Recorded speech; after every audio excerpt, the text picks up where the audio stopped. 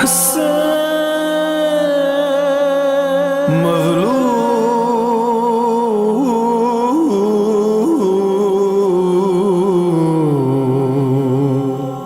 حسین۔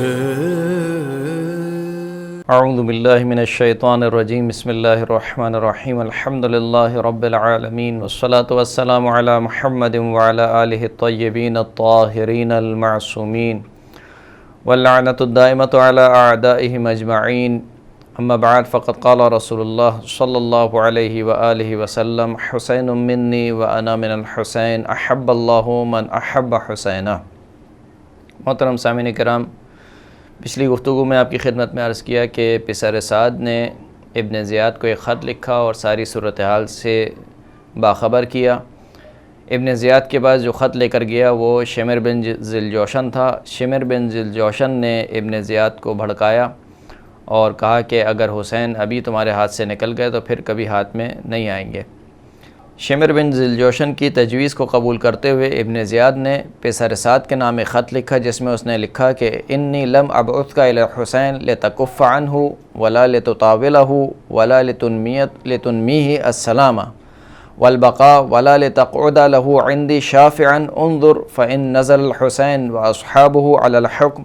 واستسلموا فابعث بهم الی سلما وَإِنْ أَبَوْا فَازْحِفْ إِلَيْهِمْ حَتَّى تَقْتُلَهُمْ وَتُمَثِّلَ بِهِمْ فَإِنَّهُمْ لِذَلِكَ مُسْتَحِقُّونَ وَإِنْ قُتِلَ الْحُسَيْنُ فَأَوْطِئِ الْخَيْلَ صَدْرَهُ وَظَهْرَهُ فَإِنَّهُ عَاقٌ ظَلُومٌ وَلَيْسَ دَهْرِي فِي هَذَا أَنْ يَضُرَّ بَعْدَ الْمَوْتِ شَيْئًا وَلَكِنْ عَلَيَّ قَوْلٌ قَدْ قُلْتُهُ لَوْ قَدْ قَتَلْتُهُ لَفَعَلْتُ هَذَا بِهِ۔ ابن زیاد نے پسر سعد کے نام جو خط لکھا اس میں اس نے لکھا کہ میں نے تمہیں حسین کی طرف اس لیے نہیں بھیجا کہ تم جنگ سے بچنے کی کوشش کرو، اور نہ اس لیے بھیجا کہ تم اس مسئلے کو طول دو، اور نہ اس لیے بھیجا کہ تم حسین کی سلامتی اور بقا کی تمنا کرو، اور نہ اس لیے بھیجا کہ تم ان کی طرف سے کوئی عذرخواہی پیش کرو، اور نہ اس لیے بھیجا کہ تم ان کی سفارش کرو۔ اچھی طرح سمجھ لو کہ اگر حسین اور ان کے اصحاب میرے حکم کو تسلیم کرتے ہیں تو ان سب کو صحیح و سالم میرے پاس بھیج دو، اور اگر انکار کریں تو ان سب پر شدید حملہ کر کے انہیں قتل کر دو اور ان کے اعضاء کو ٹکڑے ٹکڑے کر دو، اس لیے کہ وہ لوگ اسی بات کے مستحق ہیں۔ اور جب حسین قتل کر دیے جائیں تو ان کے سینے پر، ان کے پشت پر، ان کی کمر پر گھوڑوں کو دوڑاؤ، گھوڑوں سے ان کے لاشوں کو پامال کرو، اس لیے کہ وہ نعوذ باللہ نافرمان اور ظالم ہے، اور میں یہ سمجھتا ہوں کہ موت کے بعد اس سے کسی قسم کا نقصان نہیں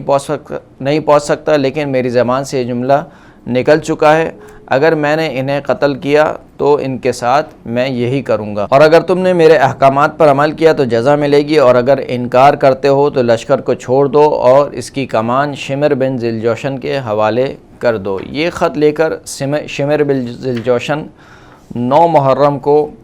پسر سعد کے پاس یعنی کربلا پہنچا۔ جیسے ہی ابن سعد نے شمر بن ذوالجوشن کو دیکھا تو ایک مرتبہ جملہ کہا کہ لا اہلاً بکا ولا سہلاً یا ابرس، کہ اے سفید داغ والے،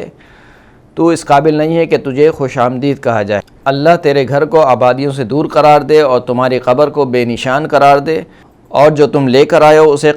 قبیح قرار دے۔ واللہ انی لأظنک نہیتہ،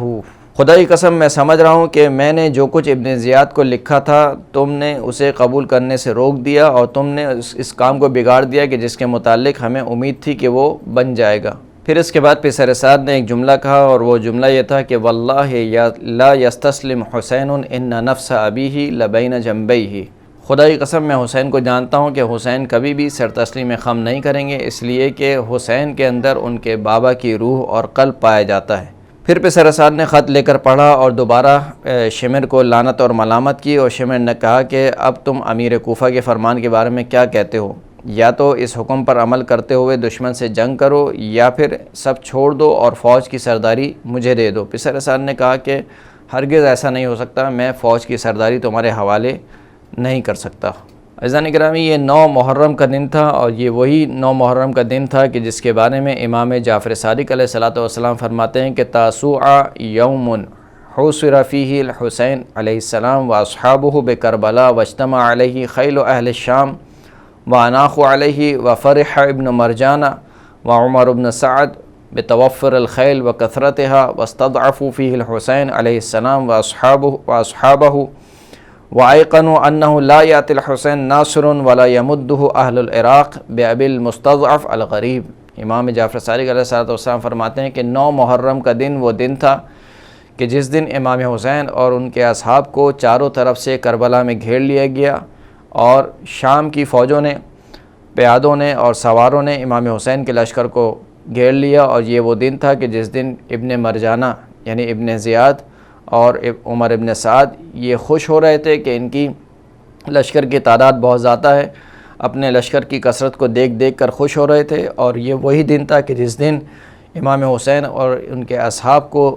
ضعیف کر دیا گیا، ناتوان کر دیا گیا، اور انہیں یقین ہو گیا کہ حسین کے لیے اب کوئی ناصر اور مددگار نہیں آئے گا، اور اہل عراق سے بھی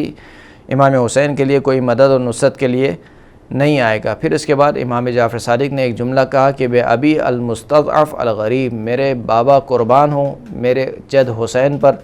کہ جو غریب الوطن میں کمزور اور لاچار کر کے مارا گیا۔ وآخر الدعوانا الحمد للہ رب العالمین۔ حسین